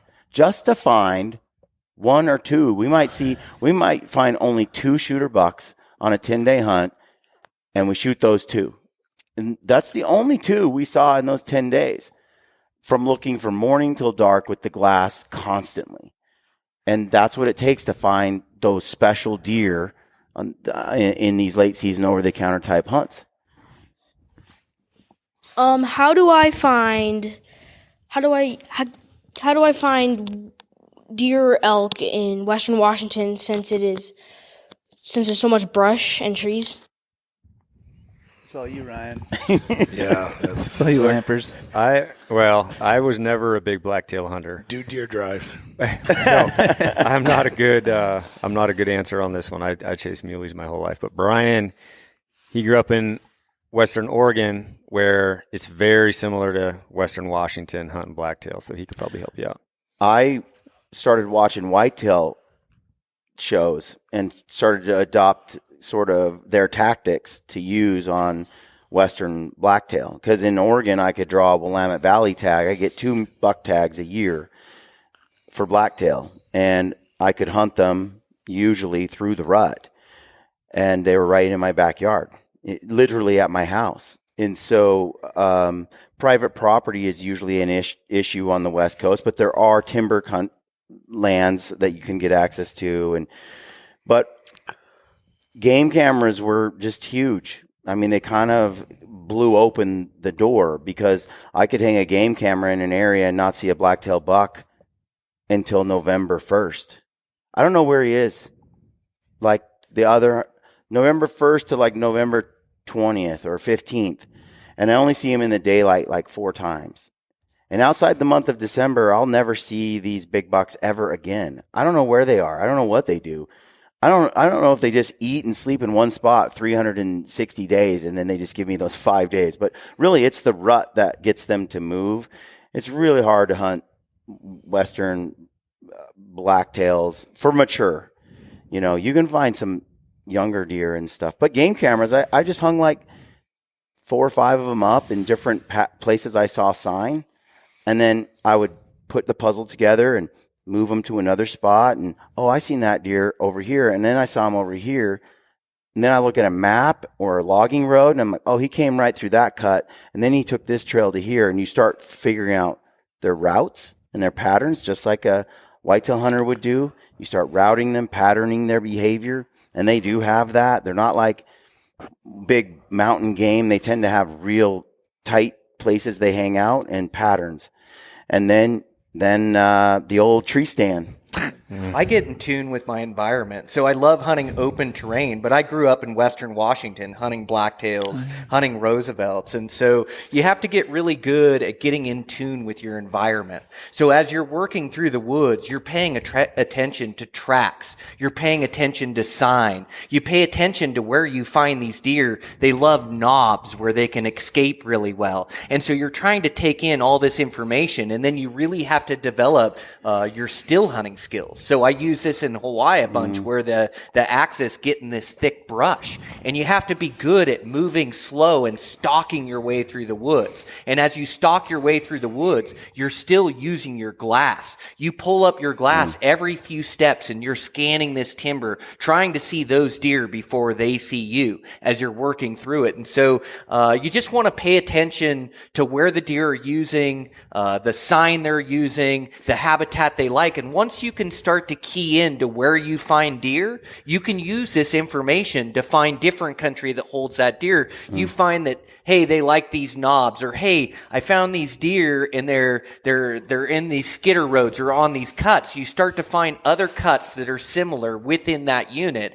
and then explore those. And when I was in Western Washington, it was thick, but I would focus a lot on clear cuts. Like I would glass the edges of these clear cuts. I would get in places where I could see. Alder slides are another one. Alder slides are openings that you can use to try to spot those animals. And so you just have to be really in tune with your environment, pay attention to the signs you're seeing, and then get really good at your still hunting and being patient, keeping the element of surprise. And I think that's how you can have some success in that thicker country. I don't think people, to go off what Barney said, you know, when I would go into the woods, I knew where these bucks were hanging out. I knew that they were going to rut does on this ridge line, and I would sneak in there, and I'd be quiet. I mean, it'd be early, but there's little squirrels, there's birds chirping, there's all this sound that the forest is making, and even though it didn't matter. Like as I went in, I caused a wave of silence. Like a squirrel would be quiet. The birds would be quiet. There's like this bubble that you cause as a hunter, especially on a calm day, hitting brush. They know something's there. It goes quiet. I'd climb in a tree stand. I'd sit there 15 minutes. The sun would start to peep up again. It's a pretty quiet forest. And then within about 45 minutes, an hour, just ruckus. Like I've blended in. I'm now there. I think those deer, they feel that. They know when the forest just goes quiet. And so the speed you need to go through if you're still hunting, some of it's weather dependent. You know, if you get a little wind or it's a little rainy or whatever, you get away with more movement. But I don't think people realize how still they have to be in a forest, because it's not just the deer you're sneaking up on. Like all the animals behave a certain way. And when they go quiet, these deer are so in tune to it. They know that something has caused the squirrels and the birds and stuff to pipe down for a little bit. And they do. It's a weird thing if you pay I'm attention. a whitetail guy too from most of my life. But so the thing I'll tell you too from a tech side is in Oregon, I talk to a lot of dudes. They're always about the glassing elk. You have to learn how to age clear cuts. You remember, like I was talking about aging beetle kills you can do the same thing with clear cuts. So you can look back in Google Earth and see when it was cut, and you can start making predictions on how high that regrowth is going to be. There's also in Google Earth, you can download all the timber allotments, guys, in the whole North America. It tells you when it was cut, what kind of cut it was. Was it a clear cut? Was it a thinning? Was it a recut? And it just gives you so much more information than any of the platforms give you. So you Oregon, Washington guys should be dialed to that timber allotment stuff. Now they're starting to recut some of these. The other thing too, a couple of tips. So Missouri, guys, I use tree stands too, but I also use tree stands to glass. I know that sounds weird, but in a clear cut, I use a climbing stand most of the time. I'll climb those bare trees up 20 feet in glass.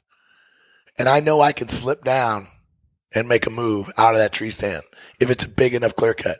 I've done it with elk that way too. If you can't quite see, I use a tree saddle. I've used climbing stands to get a view. That's a good tip because not many people are doing it. I just climb them. Alberta, you Texas, just climb up I just there. climb them. That's the other thing about rutting whitetails, and I don't know about blacktails, but look at the corners of these clear cuts. They love to scrape in the corners. They love to hit those corners, and they love to cut those corners off. Just like 50 yards short of the corner, there'll be a trail. Man, that is the best place to kill a giant whitetail. They won't go around the whole outside corner, but they don't want to expose themselves either. Right when they're coming, you guys know what I'm saying, like they're approaching the corner. Like, let's say this is the corner.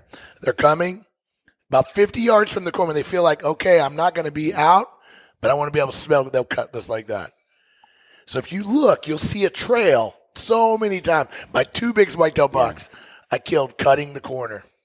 I kept setting in the corner, and they kept cutting in front of me. And for 2 days, he cut in front of me. I'm like, what is up? And I walked up there, and I could see it was like a highway I missed. Yeah, we would just look for, your little graph that you showed this week where you have the cover and then the open edge. and the edge. We would literally, Anthony and I and Estacada, Mount Hood, all we would do is look for areas where there was 2 or 3 different types of country. So they just cut this one to the ground. This one's about 4 or 5 year old reprod, and then over here is old growth timber, and they all 3 come together. That was always a money spot. We'd hang our tree stands right in that spot. So in the Northwest, you can find these areas where you have 2, 3, 4 different types of habitat of different ages, and you get where they all converge, and you have a pretty darn good hotspot. All right, I got one question for you. So it's been an incredible few days getting to rub shoulders, hang out with you guys, and you guys sharing your experiences, but also with everybody that's been here. But you find when you get back in the real world, you get on the social media. Not only are we fighting the general public, attacking hunting, but you find our community itself attacking each other. What do you suggest? How do you recommend? How do we battle and work to continue to protect what we love to do? Ignore it. Yeah, comparison's the thief of all happiness. It's like important not to compare ourselves to everybody else and just have a positive attitude and support other hunters instead of feeling that jealousy when you see a big buck or you see somebody go, oh, he killed it with a rifle, or oh, he killed it with there's a million excuses you could make. Or the way I look at it is, man, that guy worked hard. He killed a great buck. Congratulations to him. And I try to encourage it. And you'll see us all up here. We've been giving each other compliments the whole time through this whole panel. You hear how positive we are, the support that we generate. So, you're not going to be able to change everybody else, but you can represent hunting in a positive light, and you can show what you love about it, the passion you have for it. And you can start to encourage people and encourage your friends and want their success, and it's contagious. It catches on, and so all you can do is control yourself, and it is tough when we're being attacked from all sides, but I don't even see it. it. I am the happiest guy out there. Like I am living Really? my best It's hard to life. believe. Like I get to bow hunt all over. I own my own business. I spend time with my family. I've got a great daughter I was able to bring on this summit, which has been amazing to spend time with her. Like, man, I am just living my best life. We get one chance at this thing, and I'm going to have as much fun as I can. And I'm fortunate that I've found my passion. And so, for me, it's just the way I look at things would be my answer for it. Yeah, I think leading by example, and that's is why Barney's sitting here, and he's been to every stinking summit we've ever had, because, when people, like at the last event, ask me who I look up to in this community, we got a lot of really good hunters out there. Barney comes to mind because not for his shooting skills or all the animals he's taken, but because of his attitude, his positive attitudes. You're never going to see a guy like him, or there's a lot of guys, Sam, there's not a lot of negativity out there on their social. If people are throwing shade at people for killing it a certain way, or, oh, look at your bow hand when you're pulling the bow back, I just block those guys, and eventually there is no more of it. But staying positive, propping people up for doing good. And if you see something in social media that's not quite the way you do it, just ignore it. Just no negativity. Just let it slide. I think it's hard to be envious when you're so filled with gratitude. Barney just expressed this thankfulness for who he is, where he's at, what he gets to do. It's all thankfulness. He recognizes what he has, and it could be a lot worse, right? It's like, wow, look at this. And you're so thankful for your own situation that when someone else does something awesome, your reaction isn't, well, I could have done that too if I sold my soul or ditched my family all the time or whatever it might be, right? Instead, it's like, he's so cool about who he is and what he has in life and so thankful that when that emotion comes, when that success comes for someone else, he doesn't envy it. He's glad for that person as well. I feel the same way. Cultivating gratitude is life-changing. You want your kids to have lots of gratitude and thankfulness. And you want everyone around you, because gratitude just leads to so much happiness. And like Barney said, what is it? Comparison is the thief of all happiness. Of all happiness. I would say something too. I've witnessed Ryan kind of in this social media evolution that he's had. So sometimes people will, and I've seen it with people that are celebrities in the industry or whatever, they got lots of followers and they have to deal with a lot of crap, because usually you're going to get, sometimes more crap thrown at you than good things. And the very little that Ryan gets, what I've watched Ryan do and turn it around is if somebody makes a snide comment or a negative comment, or even like non-hunters making some kind of comment about his picture, he DMs them and he asks them, hey, why are you throwing shade on this? Is there something I can help you with? This is why I do this. This is my purpose. And almost 99% of the time, he turns that person around and the person either apologizes or they say, I'm just stressed out. I've got a lot going on. And it's crazy how sometimes if you give people a little bit of grace and understand that sometimes people are just like that because they don't have any other good role models, and that's how they vent their feelings. And then you say to them, hey, you kind of call them out, but not in a mean way. You're not like calling them out like, hey, jerk, I'm blocking you. You don't do that. And if they come back at him with a negative comment, he says, okay, jerk, I'm blocking you. But I've noticed he gives people a chance, because in a lot of cases, people. What I like to do is give them my number and ask them to call me. Yeah. And then we usually have a conversation, and then oftentimes they're our best bud after that, right? We've done that several times. Or he jumps them on the side of the trail or things like that. One thing I will say, I'm afraid of self-censorship, where hunters are out there, we're doing our thing, we're sharing our story, and a bunch of yahoos get on there, people criticize you for what you've done, and you get a little gun shy, and you're like, you know what, I don't know if I'm just going to self-censor. I'm not going to post this stuff, because whenever I do, I get attacked, or there's this negativity and all that. And then what we do is we end up not sharing our stories. And then we're not by, if everything you're doing on social is to improve other people's lives, to make a difference, to share your own story, it's like, don't let the world stop you. Don't self-censor. Be bold. Just go out and share it anyway. And what you'll find is over time,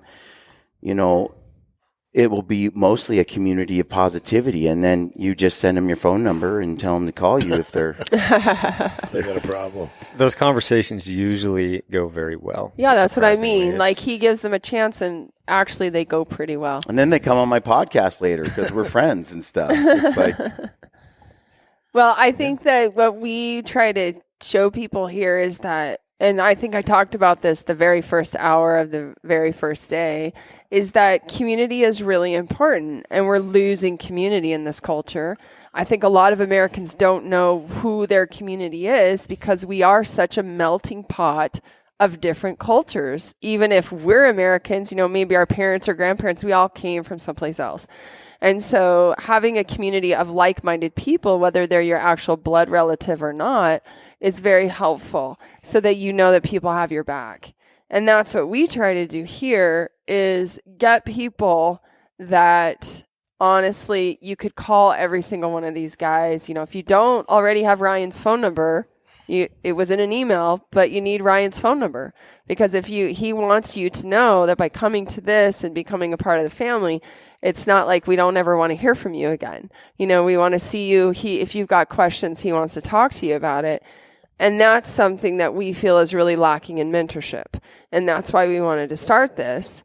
And since we've done that, it's just the fulfillment that we get from just meeting all of you and seeing you guys blossom and go do the things that you really love.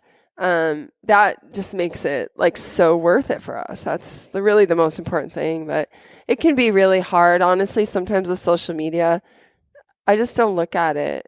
Just don't get caught up in it, or only follow the people that you like to follow. And I heard Joe Rogan, I think he's talking to Cameron Haynes, and he's like, Cam's talking about something somebody said to him, and Joe's like, you read the comments? Don't read the comments, and after that I started to read the comments a little less, but like, we want community.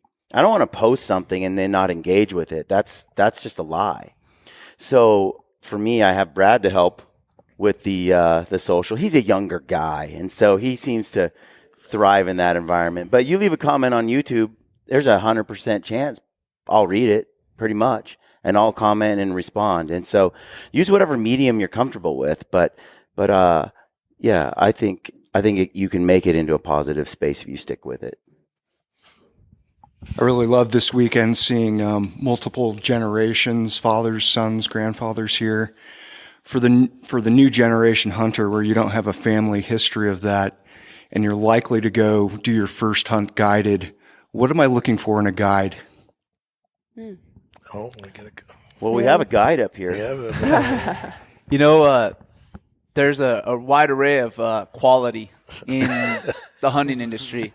There's reports, like you can look up guide reports. There's a lot of comments. The biggest thing, if you get on a website and you're looking at stuff, look at the people that they have for references and call those references, use those references, and don't be shy. I mean, you ask everything, especially if you're going to take your daughter with you. You want it to be a quality of it. You're taking the time, the money, school. I mean, there's a lot of you that goes into those hunts. Use those references and really double down on those references. Have questions. Don't feel like you're over asking. If it's a good outfitter, he will tell you everything you want to know. He will give you references. If you call an outfitter and you get that far to where you've contacted someone, most of the time a good quality outfitter, he'll give you references. Call this guy. He brought his daughter. Give him a call. See what he did. You'll have that. That's what I would do. Just use that phone, because there's a lot of outfitters out there. So don't get channeled and thinking this is the only opportunity. Yeah, there's a lot of them out there. There's a lot of good. There's a lot of bad. I can't say there's a lot of bad, but there's a lot of just do your research. I mean, that's the easiest thing. References is a big thing, and it'll get you a long ways. I know that's a short answer, but that's yeah. And I might say too, just coming. I mean, I don't know how to choose guides, but Ryan was a guide for many years, and not for hunting, but for fishing. And he always had a sixth sense about people in general. You kind of have that, Chris. It's like if you talk to somebody on the phone and you just get the air about how people are. I'm sure if you like talk to Sam on the phone, you'd immediately be like, oh, dude, I love this guy, right? But there's some guys you talk to and you're like, I mean, Ryan and I went to the, where were we, the Wild Sheep Foundation this year, and the banquet, and some kid who'd been drinking a lot of booze came to our table, because Ryan's kind of like, people see Ryan, and they're like, is that who I think it is? And they'll come up to our table. This kid came up and we were sitting at a table just talking with our friends, and he was telling us he's a guide and he guides here and he guides there, and every other word out of his mouth was the F-bomb. And of course he was drunk, but I could just see Ryan's face, and Ryan was like, okay, dude. All right, dude. Like, he was just kind of like, you need to leave now. Go away. And I was like, oh my gosh, that guy's a guide? Like, people are showing up and he's the dude that's going to take them hunting? Like, I would be super mad if that was my guy. But you kind of get the air when you talk to people. I think that's what he's saying. Like, talking to people, you kind of know sometimes, I think, by the way they act even. I'll say this. Some of the guided hunts I've been on, those people have become some of my closest friends. They're not guides as much as they're your dear friend. And we write to each other, and I look at their success, and I'm happy for them, and they for me. And we're close. There's because think about it. These are people who want to be outdoors as much as possible. And they have a heart where they want to help other hunters succeed.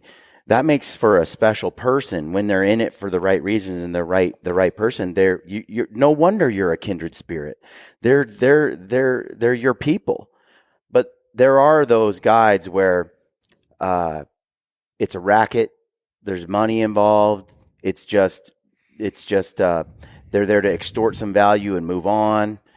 And those are some of my worst experiences. I got to a point where, I would be invited on some hunts and I would go and it would be guided. And I got really, really disillusioned by it really quick. I think, no offense to guides, but there's a lot of disappointments I experienced with guides. When I just went off by myself or with a buddy, I had as much or more success than I did with the dead weight I was dragging around who called himself a guide.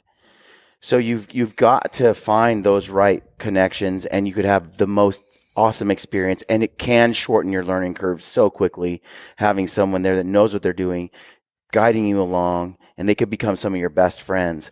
But you can have an equally terrible experience and really leave a bad taste in your mouth. Yeah, I think you kind of have to go with your gut. Like Hill said, talking to these guys in depth on the phone, we do run into guides and folks at the shows even where, it immediately goes to how big their animal is. They pull out the phone, right? It's yeah. like, look at this buck I killed and look at this buck I killed.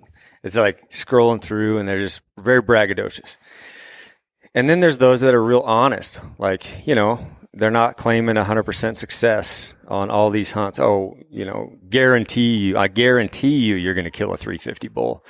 I'd be very wary of that. That's usually not the case unless you have this extremely premier private ranch or something like that.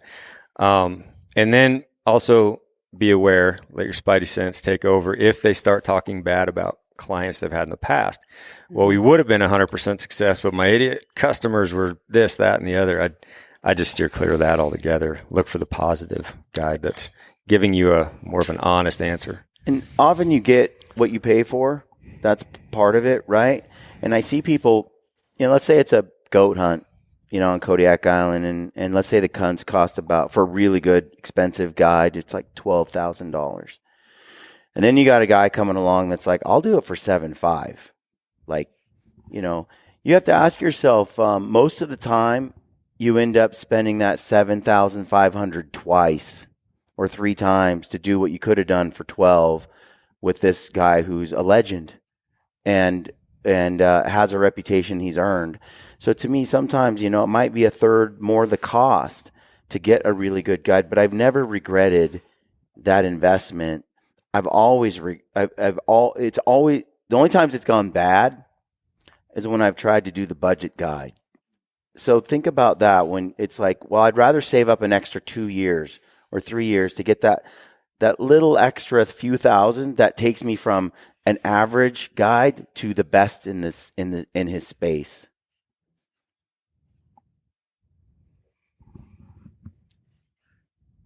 I wanted to follow up on some of the information that you're talking about. First of all, I agree with all of that, but since maybe the last 20 years, I've done quite a few guided hunts just because I need to go out with one person. And the difference, especially if you're looking from the beginning, is that the person that you're talking to as an outfitter may not be the person that you're going to spend time on the mountain with. And that I think it's important to understand that. And number one, do everything you can to find the best outfitter, because they're setting the stage for success or failure. But then see if you can resource or find out who the guide is going to be and check their references as well. And there's a lot of outfitters that are rotating guides every year. So even a reference that said, "Oh, I had a great hunt," you may not even have that guide. So find out who the guide is, and then see how, I guess, what their flavor of service is going to be in the field. In one of my really extraordinary hunts was less of a success because the guide didn't let me do anything. Don't touch the tent. Don't touch the food. I'll get it all for you. Well, it's hard to form the relationship that you'd like to have in the field when somebody's doing that. I went on another hunt. The guide had substantially less experience, but more people experience, if you will. And it was like, "Hey, well, I'm taking care of the horses. Will you set the tent up?" "Yeah, you bet." I've actually been doing it longer than you have. So, but that's the kind of stuff. Be aware that there's more than one person involved in that successful selection. Great point. Thanks, Word.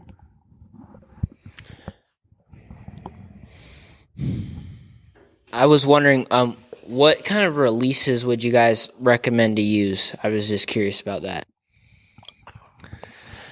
Oh man, everybody's kind of got their own flavor. I think they all work. You can command any. You can be really good with any release out there. It's about learning how to operate that release. And if you look at a guy like Joel, like he could put his hand into a bucket of releases, and he's going to shoot at everyone just the same.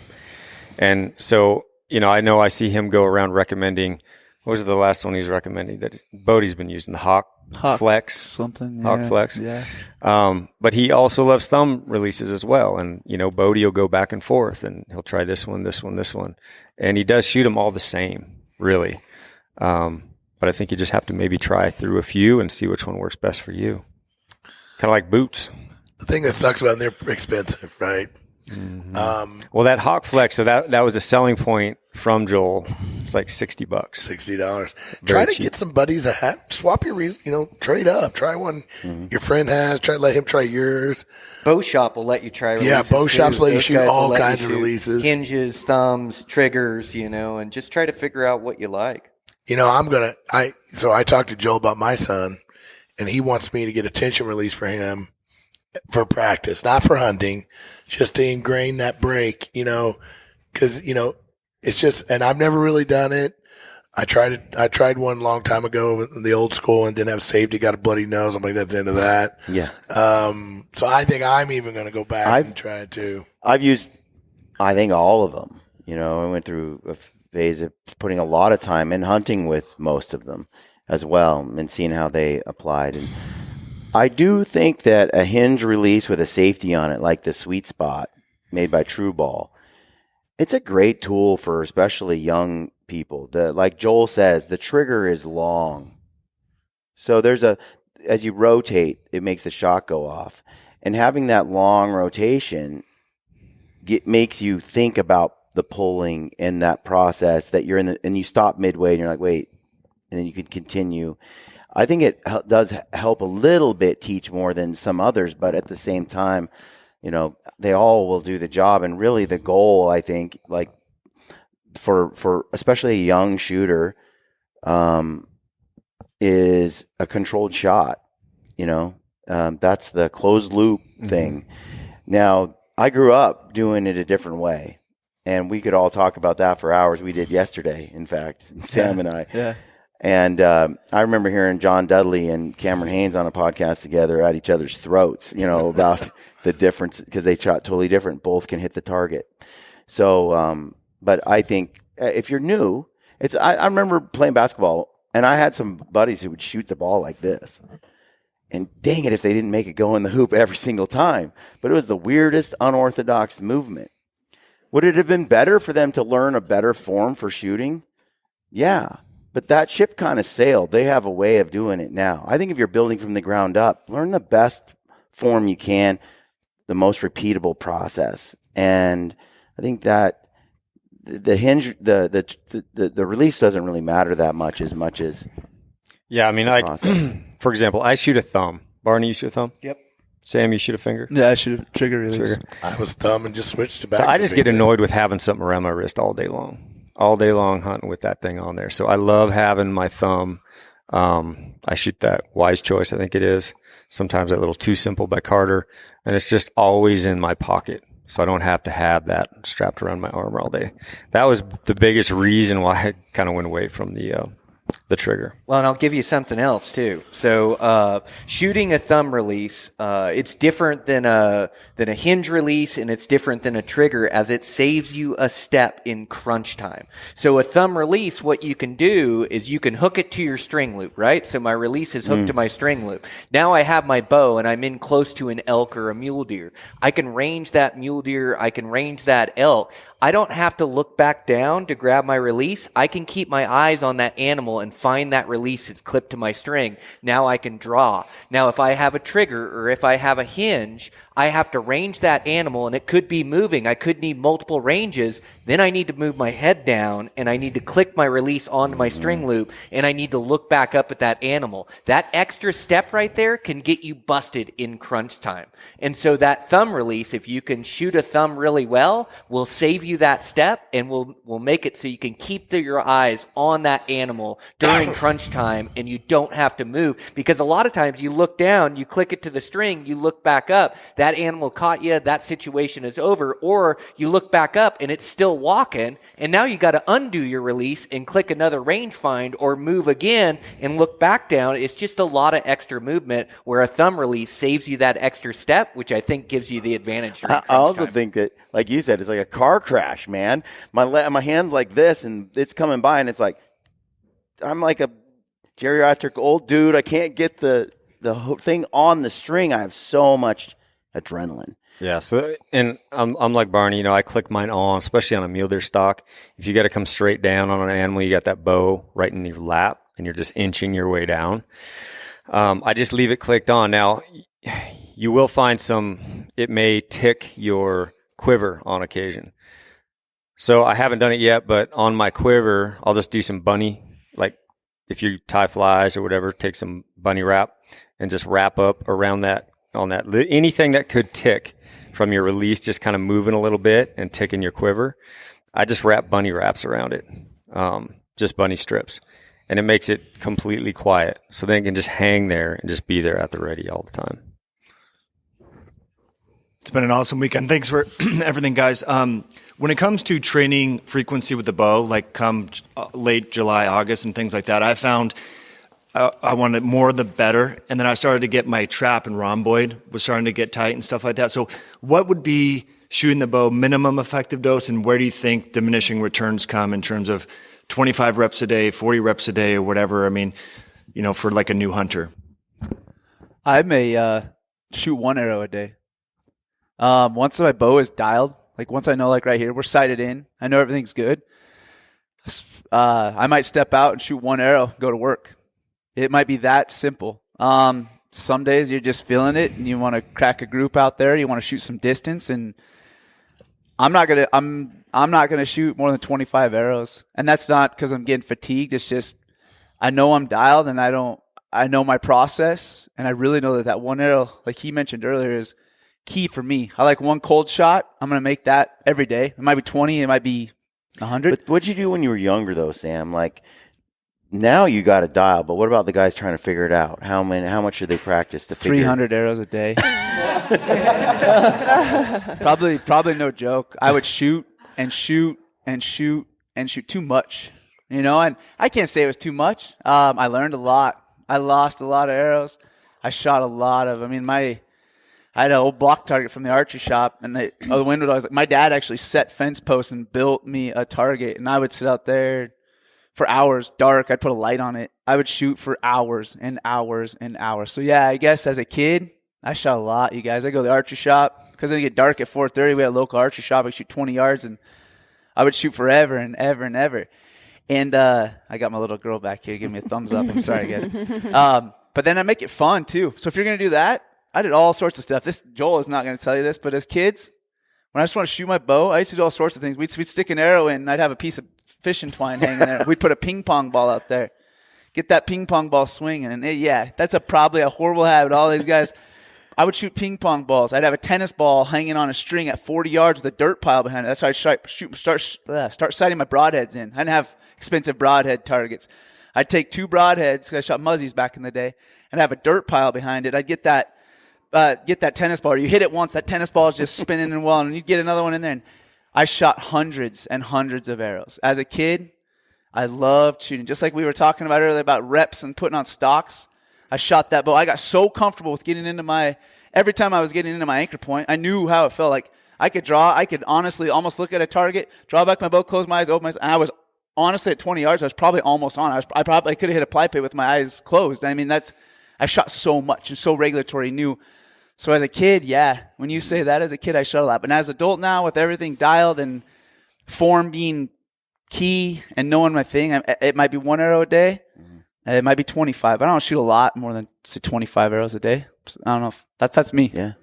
Yeah, I think quality over quantity. I kind of build my base through the winter and through the spring. And when I say build a base, we're talking 50 arrows a day, something like that. And I do like to shoot every day. And just like Sam said, I love the 1 arrow groups. It's going to be 1 arrow that counts. And so I'll shoot a 1 arrow group before I leave for work. I'll shoot a 1 arrow group as soon as I get home. But then I'll run through my process. And I really shoot best after a group of arrows, after I'm warm. I'll shoot my 1 arrow group, but then I'm going to shoot a couple rounds at different distances. And I spend a lot of time in the beginning getting my bow dialed in, getting everything tuned right, making sure it's going to hit right. And then as I'm getting into the July and August, I'm actually shooting less, and I'm shooting more kneeling positions. I'm shooting more angles. I'm shooting 3D targets to get used to aiming at that animal.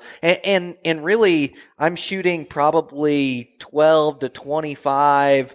Some days I'll shoot 50 arrows, but I'm not looking at a bulk to build this muscle to be able to hold the bow. Now I'm trying to really refine it and fine tune it and make really quality shots on all my shots leading up. And I'm also trying to gain my confidence as well, knowing my bow's going to hit where I want, knowing a cold arrow is going to hit in the middle, knowing that I can shoot a good group, knowing that my broadheads are going to fly good. And so, at that stage, I'm not trying to shoot 100 arrows per day. I'm trying to shoot 20 good quality arrows a day, or a dozen good quality arrows a day, and upping the degree of difficulty. At least for me, that's my process.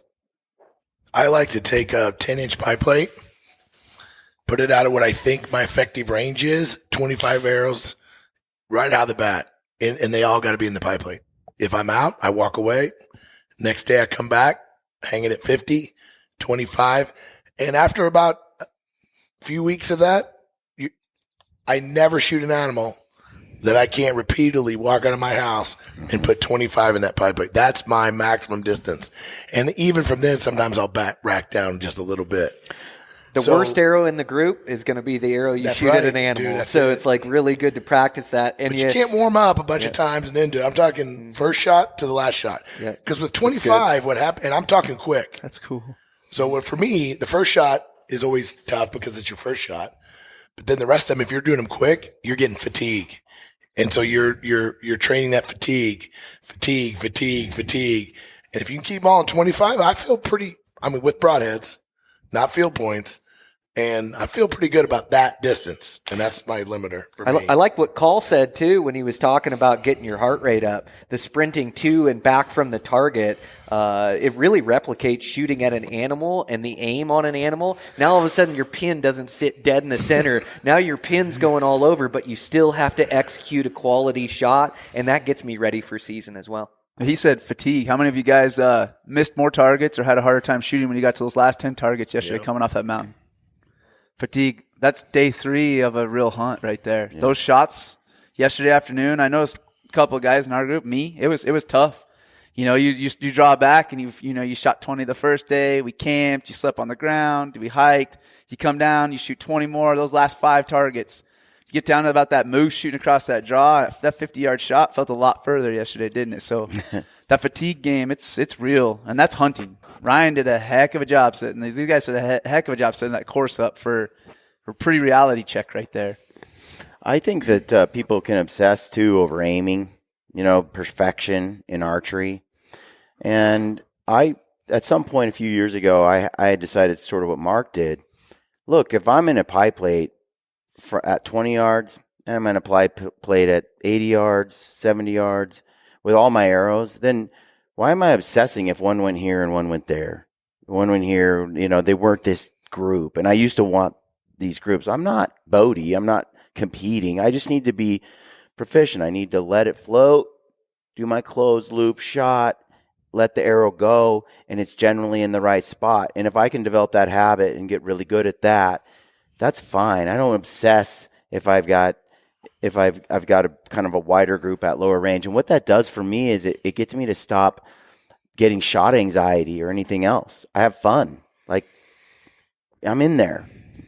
Be okay with that. That's good. That's good. That's effective. 8s kill the animals. Yep. Yeah, 8s all day. You want consistency over one good 12. You want to shoot 8s all day long instead of 5s and 12s, like that's the goal. Yeah. Good question. So what Sam spoke about on top of the mountain before yesterday, it made a lot of sense to me as far as get as much opportunities. Don't worry about gear, getting all the most expensive stuff and looking for trophy animals. Just get on it and just go with it, like every single opportunity you can get. That makes a lot of sense for me as a beginner hunter. But and also, like you heard Cameron Haynes was talking about before he went on his first out-of-state hunt. He hunted in Oregon for 15 years, I think. That makes a lot of sense. But also these guys started hunting a little bit earlier than me here, getting into this. I'm 27. I still I'm getting this FOMO if I don't start putting in somewhere else and collecting some points, because I really, as I'm gradually, like we talked about yesterday, gradually learning and getting better and better with my skills and knowledge, I do want to get there and go on these more epic, fantastic hunts later, years from now. How do I balance it out? Because it all comes down to the budget, I think, and what would be the smart thing for me to do, balancing out these, like, all the opportunities I can get. I'm also a Washington resident, so it's a kind of a tough to hunt state from what I hear. How do I balance it out there? Getting all the opportunities I can in my home state and also planning my future hunts without spending all my money on that. So, Vlad, where do you live? Washington. Yeah. So the goal is to try to build your skill set to a point to where you're undeniable no matter where you're hunting, what unit, what state. And if you try to jump that too quick, or if you try to jump up the trophy rungs of the ladder and say, I'm only going to shoot if it's a 320 bull, but you haven't killed a 300 bull or a 5-point bull or even a cow, when you get that chance at that giant bull, you're going to duff it. You're you haven't had the experience or the reps. And so, I think it's really important to take these opportunity hunts and get as much experience as you can, learning different species, learning different habitats, learning how to find these animals, learning how to get these stocks and be proficient in crunch time, of getting the right range and making a good shot. And you build these skill sets to a point. And you can ask this whole panel up here, we usually don't hunt 10-point units. Like, we're all hunting over-the-counter tags, 1-point units, 2-point, 3-point units, and we all built our skill set by getting in the reps. Like, they'll give me 5 doe tags in Montana at $50 a piece for a non-resident, or like you go to a spot in Montana where there's a lot of different bucks in the Badlands or in the breaks, where you're going to see a lot, you're going to get a lot of opportunities, you're going to get a lot of chance, and as you start getting more proficient and you start stacking these animals up, you can start setting your goals higher for these different places, because even if you draw the best tag, if you don't have the skill set, you're going to go to that best tag and you're going to eat it. You're not going to fill out. It's not easy even in these really good units. You have to build your hunting skill set to a point to where you're undeniable no matter which tag you have, what state, what unit. And I think that's where we've all gotten, is to try to build our skill set to a point where we can set our standards higher. And so I would just do a mix and match of these adventure hunts, high opportunity hunts, and really work at getting your skill set to a point. And don't worry about fear of missing out. Like, you look at this panel and the average age, you have got a lot of years left. I'm 42 and I feel like I'm just getting to my prime. I've got so many good years left hunting. And so, don't worry. Don't compare yourself to everybody else. You see this social media. I'm 30 years into my bow hunting journey. Like, I have had a lot of years. You're going to get to cut that learning curve. You're going to see more success than I did quicker, because you're learning from all these great people. You're taking in these skills, but it isn't just learning it. Now you got to go apply it in the field. You've got to go apply it to your personal experiences. Like, experience is the best teacher. So now you got to get out there and you got to try to use everything that you've learned and apply it to your hunting and see where it fits in. But build that hunting skill set and the rest will follow. That's where it's at. And I think looking at Washington State, Vlad, we talked about this quite a bit. There's 4 big game tags that I know of that you can grab in Washington every season. You could be hunting in August 1st. You can grab 2 black bear tags. That opens up your whole summer to chasing black bears if you want to do it with your bow or whatever. So there's 2 there. And as unfortunate as it is that you live in Washington, you're able to get an over-the-counter, like, Roosevelt tag every year. Blacktail or mule deer tag every year. It's not a draw. So there's 4 tags right there that you can really gain a lot of experience on. And Lampers and I, when we do our films and we do our content, we really don't emphasize the area, the unit, the state. We don't tell anybody anything. As much as possible, we try to keep it as close-lipped for a lot of reasons. But one of those reasons, too, is that it's not about where. It's about the skill. I feel like there are those, like, well, all these guys right here, they'll go up. They could pick just about any unit and probably pull it off or come real close. That's an eye-opener. That was an eye-opener for me, realizing that it was more about the skill set than the unit and the hunt. That said, it's undeniable that going to Hawaii to hunt axis deer I did Prince of Wales Island. I was able to shoot 4 bucks back then. In August, that gave me all this spot and stock. I killed multiple deer with a bow. You can go to Hawaii, do multiple axis deer, mouflon, pigs, goats with your bow. Yep. Those. I went to Texas and I shot like 5 does and a nice buck, and all of that gave me condensed experience in close range with animals, shooting them with bows.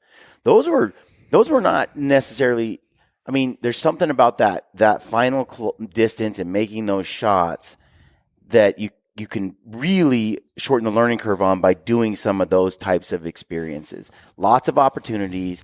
It's almost like, shooting pigs too. That sort of thing where you get lots of chances and it's just practicing. And I grew up in Oregon. I think Robbie Denning said it's a good mule deer year when even some guys kill big deer in Oregon. It's a crappy state when it comes to, there's so many people trying to hunt there. There's a lot of game, but it's not very high quality, and there's just a lot of hunters. I remember when I had been applying for all these units. My buddy Anthony drew the Mount Emily tag, which is a pretty good tag, one of the best in the state, and we hunted it. His dad drew it. We had a great hunt. Then he drew it again, which wasn't fair. And then 3 times I hunted Mount Emily, and it was epic. Then I did an over-the-counter Idaho hunt, and it was almost on par with Oregon's big, long wait list hunt. I felt like I'd been robbed. Then I went to Montana, experienced similar things. I'm like, wow, I started to do the math. I could drive 9 hours from here to this state. I invest the same 7 or 10 days hunting elk. But the 0-point hunts in Oregon are really bad. And those hunts up there in Montana were epic in comparison. So there is truth in being able to go to places where the hunts are just better. When someone tells me they grew up in Wyoming, you got to hunt all that, I'm like, that'll teach you some things, because you could go for 10 days in Oregon and just see a couple of animals. It's really tough. So don't be afraid to leave. Look at all the neighboring states. Look at all those opportunities. Don't be afraid. Montana. Look at Wyoming. You were asking about points, I think, too, what you should do. Guys, I've been a points chasing forever, and I'm 56 years old and never hunted Arizona yet. Mm-hmm. Me neither. Never. Ryan's never drawn a tag in New Mexico, right? Now, you've been, but you had to do other ways. So, but we get so many points in the game that now we don't want to pull out. I talked to Brady. Brady said something to me. He drew G tag. No, he's about to draw a G tag. I'm about to draw a G tag. I got 10 or 11. I can't remember. It just pisses me off. Quit saying units. These high quality units, you can talk about them all day because you can't go. And, but when I draw it, I'm done with it. When I draw it, after I get it, I'm going to go every year to another unit just to keep hunting. Because one time to hunt mule deer in Wyoming in 11 years, I'm not doing that again. Elk can do the same thing. I think you just pick a couple of states where you have a long-term plan. You're like, I know I'll get this in 15 or 20 years. But I think all of us would recommend, don't wait for draws. Yeah. Don't, get the ones that you can get 1 or 2 points or 0 and just hunt your butt off. Yeah, as far as budget, guys, it's simple. It's Colorado, Idaho, Wyoming. He's saying states. Is the first 3. States. And then Montana. Montana's really a bad state to hunt elk, but it's just the tags are a little pricey here. But but you can get the tag, right? To me, I know it costs a lot of money, guys, but here's the deal. You're going to get to a point where you're going to have more money than time. Trust me. Right, Marvin? I'm certainly not rich, but I'm at the point with my son being 12 that my money is less important to me than my time. So at some point, I wish I'd realized that a little earlier in my life. So maybe some of you can take some advice on that. I'm not saying go hog wild, but there is a point where that's going to become a factor.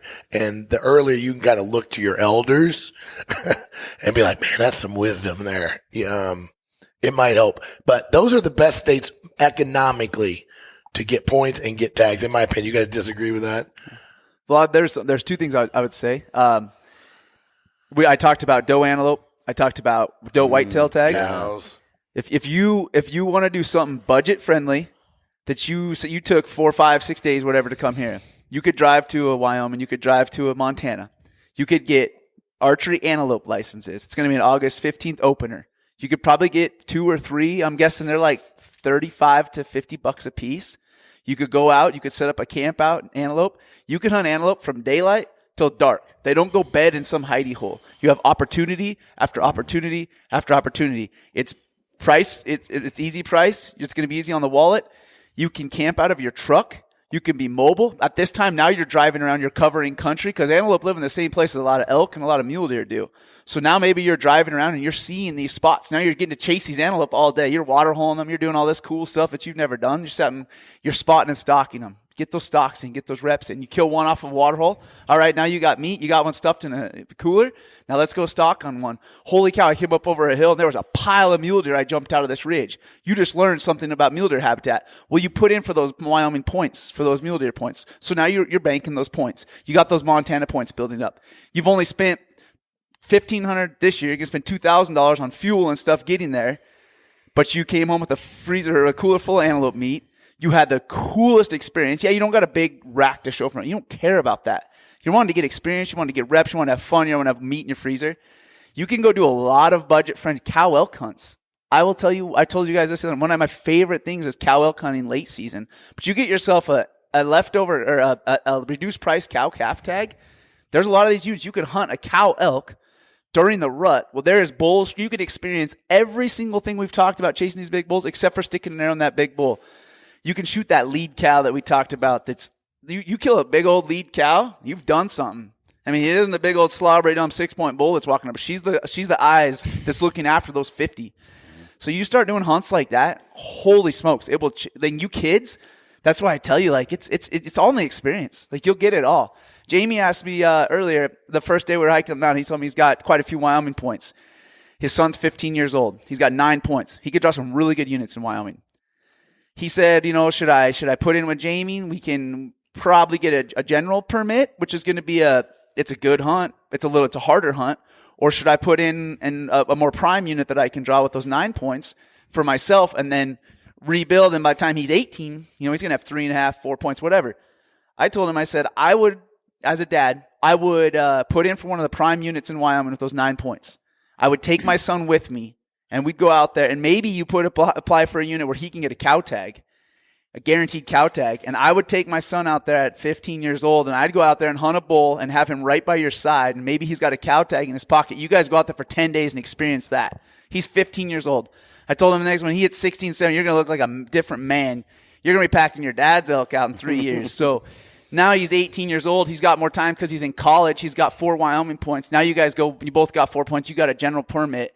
Now you took that experience that you learned. You've already killed a cow. Your dad's killed a bull in Wyoming. You've got that experience now. Now you're ready to go hammer down for 15 days because you're in college. Don't worry about the girls for a couple weeks. And you're going to it's going to be a heck of a time. But I don't know. That's the way I would look at it, Vlad. Yeah, I think Ryan and I did New Zealand, which was an epic adventure. I think we figured we could do that hunt for $2,500 each. Yep. That's what I did mine for. Yep. And 25 to 3, right in there, kill, depending on if you want to do the heli thing and all that. Yeah, 25 to 3,000 will get you a chopper drop off in the middle of nowhere. 3,000 total. That was us flying there, renting a car for 2 weeks, getting dropped off in the wilderness by a chopper, hunting for days and days and days, staying in cabins that they have throughout the whole 1,000 cabins or something that are public land. Taking multiple animals, renting hotels to boil the skulls and process all the meat and stuff. I bet they love that in their kitchen heads. Yeah, and then we bleached, we got them all cleaned up, and we got all our meat cut and wrapped, and we got all our hides rolled up, wrapped in cellophane and duct tape, looked like kilos of cocaine, and then we put them inside Yeti Pangas, froze them at the local tavern, and then checked them as baggage and flew home with everything, all for about $2,500. You can't even do some Western hunts for that price. So there's a lot of adventures out there that aren't really that expensive that are amazing. It just takes a little guts and planning to go do it. I think Ryan killed 3 tar and 1 chamois. Yep. 2 weeks. All right.